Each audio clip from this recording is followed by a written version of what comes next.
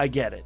But I don't want to see that. I want to see Tony. I want to see Tony. Tony earned it. Said that he still thinks about that punch. It was I mean, you got to figure DC's wrestling is going to be the difference in that, right? He'll be able to keep Derek down. Is what DC has to be thinking in his mind, right? But now that you told me about this matchup, I got 3 words that come to me. What? Fun, fun, fun. It is fun. I'm happy about it. And it's in your backyard. It is, and I will be there. That's right. I will be there. Oh, that there, card has a lot of fun happening. I'm looking. I cannot wait. There's a lot of fun things happening on that card. November. What is it? 3rd? November 3rd, yeah.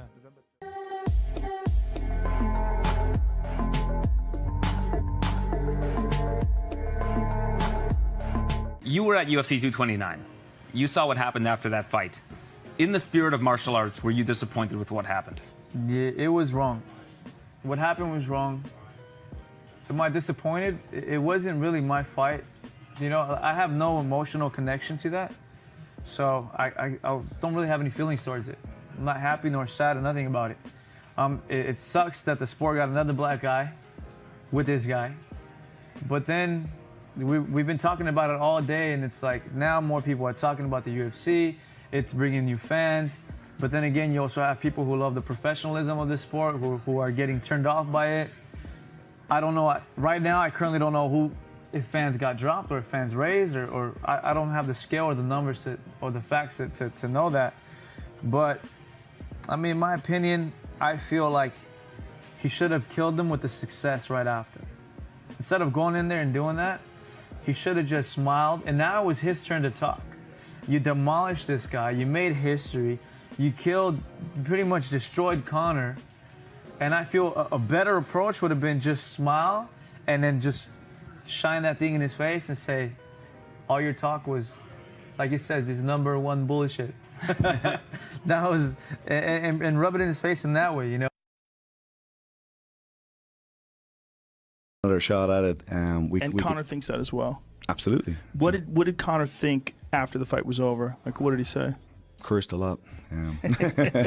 No, he was just very down. You know, watching back, he hates technical mistakes. So that right hand, you know, that he was very disappointed he got caught with a shot like that. But it's actually funny. I was just thinking about this. You know, that right hand. If you showed it to a boxing coach, you'd say that's horrible. You know, your head's down, you're swinging. Yeah. I don't really care about people's opinions and things. I care about its effectiveness. It was a damn effective technique. Yeah. You know, it's one of the hardest clean shots Conor's been caught with in his MMA career. Never mind. But a boxing guy, you know, you bring in a boxing coach for Khabib, he would train that out of him. No, your hands here, goes out straight, comes back. So you got to be careful about the individual arts. You know, a high-level Olympic boxing coach wouldn't teach Khabib that, but it's very effective. Dan Henderson's career was around that technique. Yeah, it's just things change though when you add in takedowns, right? I mean, it's one of the things that we doesn't have to worry about that. You know, it's it's a lovely part of being such a high-level grappler. You can go in and swing crazy. You know, Conor has to go in and be always worried about the guy coming underneath his shots. We made the comparison between Kevin Randleman when he fought Mirko Cro Cop. Cro Cop was so worried about the takedown. Randleman comes with a big punch and knocks him out. Yeah, it was a similar set of circumstances. Yeah, Conor recovered very, very quickly. But he's got a hell of a chin. Yes, he does. He's rarely hit, and that's, of course, kept his chin strong because it does diminish. You know, he's 15 years sparring almost daily, you know.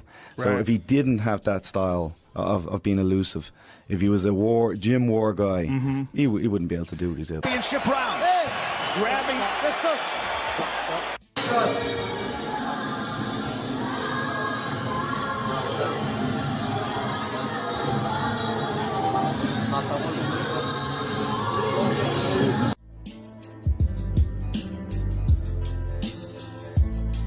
Difficult time getting a visa, getting a green card. This is incredibly disappointing. I can't believe we needed more security than we actually did, because this place was packed with security. But the fact that his friends jumped into the cage and punched Conor in the face when Conor had no idea that that was going to happen. He wasn't even involved in that. The whole thing is extremely, extremely unfortunate and just a black eye on the sport. and Khabib. I think something provocative was said to him that made him jump the fence. Yes. Were you guys close enough to hear what he said? We couldn't hear what he said, but Dylan absolutely was insulting Khabib and saying something to him and provoking him, and then Khabib just jumped over the cage and attacked him, just jumped into the crowd. I couldn't believe my eyes while it was happening. I thought he was maybe going to get to the top of the cage and say F you or something, but when he went over the top and then into the crowd, I was like, I can't believe this is happening. The fight was very clear. Khabib dominated the fight, won the fight by submission. There's no need for a rematch. The real question now is, does the UFC strip Khabib? Does the Nevada State Athletic Commission fine him and not allow him to compete again? Do they keep him from coming back to the country? Right. There's some real issues. Michael Bisping said it best. There's some real issues here legally.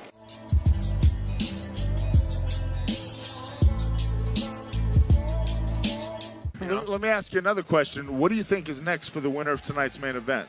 I think it depends on who wins. Who wins, yeah. You know, if it's Khabib, I'm gunning after his ass. I think he'll take some time off. I'm coming back in December, and I'll beat up on somebody that will put me right there. If it's Conor, got a fight with Gaethje, maybe. We don't know. We'll see. Either way, I'm looking at that Milwaukee. He's got card. people working on it. Yeah, right. You never know. But and I think it matters if Conor wins. You know, the chips are in his court. So we'll have to see on that one. I think either way they're going to sit out for a while, and the contender will kind of come out within that time. I think either way. Safe tonight. There were so many police here tonight. I think every cop in town was here. We had an unbelievable amount of security here. I told you guys we had meetings all week, and we had 2 meetings tonight. The second meeting was during the Reyes OSP fight, telling these guys what's going to happen and how this is going to play out. We believe me, we went above and beyond anything we've ever done in the history of the company tonight to make sure that this didn't happen, and it happened. What are you going to do when a guy flies like a monkey over the friggin' cage? And you know, you can prepare, you can have all these people, you can do all this stuff. What are you going to do? They did a great job of containing that and stopping it. Like I said earlier, I've been in those before with the Tyson Holyfield fight, man. Once it starts, it's very, very hard to stop. And it usually spills out into the crowd.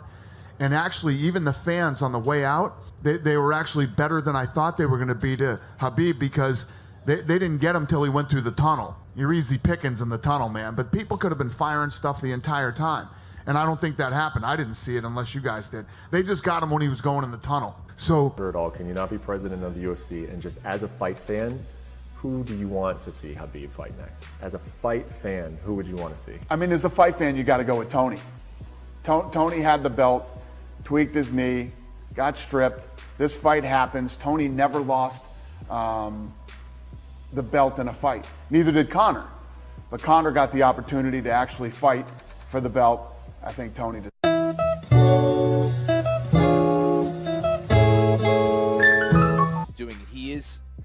He's trying to see how much interest there is around this fight. So he will entertain this, see what the response is, and then make a move off of that.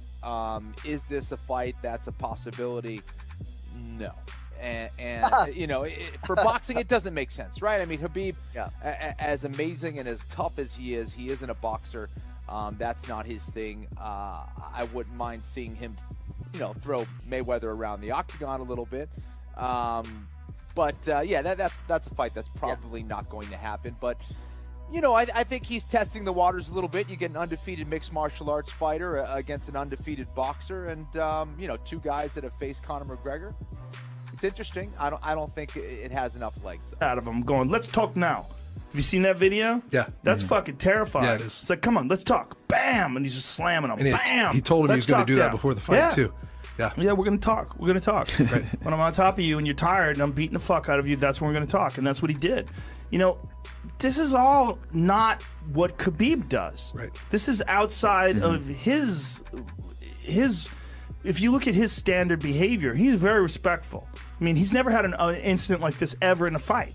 All of his fights before that are him shaking his opponent's hand, doing the standard stare down, standard stuff, talking about his skill set and what he's going to do.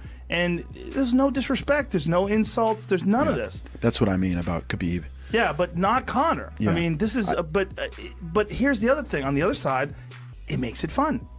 I'm very torn because all the shit that he talked to Jose Aldo, look, that was a big factor in Jose Aldo charging at him, losing his composure, face first, and getting clipped with that left hand. That's a big factor, is the emotional angst that he had gone through for months and months on the road with this guy. The mental warfare. Yeah, I mean, that mental warfare is a real thing. It just didn't work with Khabib. It had the opposite effect.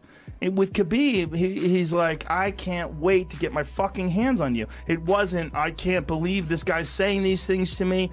With Khabib, but it ramped up the violence to the point where he was letting you know, like, hey, this is real to me.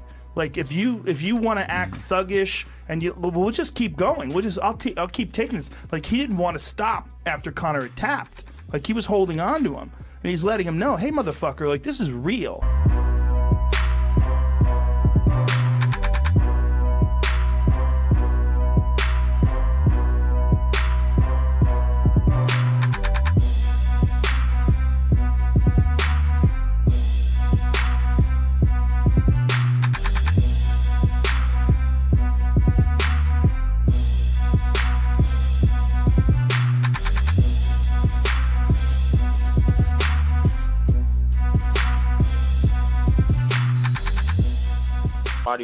with his hands down, and you know, the very first shot that Khabib took, Conor went over the top and tried to out wrestle him. And you know, I guess I expected more from that. I expected him to learn a little bit from Floyd, to have a little bit more of resolve and come in with a cleaner mindset and a smarter mindset. From Khabib, I kind of saw the same holes. I saw the same things. It just Conor didn't take advantage of them. To me, it seemed more of Conor losing rather than Khabib winning.